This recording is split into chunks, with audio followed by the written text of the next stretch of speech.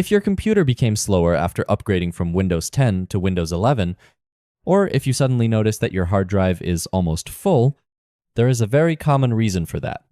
When you upgrade from Windows 10 to Windows 11, Windows creates a special folder called Windows.old. This folder contains your previous Windows installation. The idea is simple.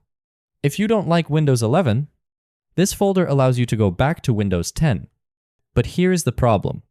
This folder can take 90 to 100 gigabytes of space, sometimes even more. But if you are sure that you don't want to go back to Windows 10, you can safely remove this folder and free a huge amount of space. So here's the guaranteed method that always works. First, click on the Start menu and type CMD. Then right-click Command Prompt and select Run as Administrator. Now, you'll see the command window. Type this command: rd /s/q/c:\windows.old, and then press Enter. Windows will now permanently remove the Windows.old folder. Depending on the size of the folder, this process may take a few minutes. Once it's finished, you should see a lot more free space on your drive, and your computer may even feel faster, because your system drive is no longer full.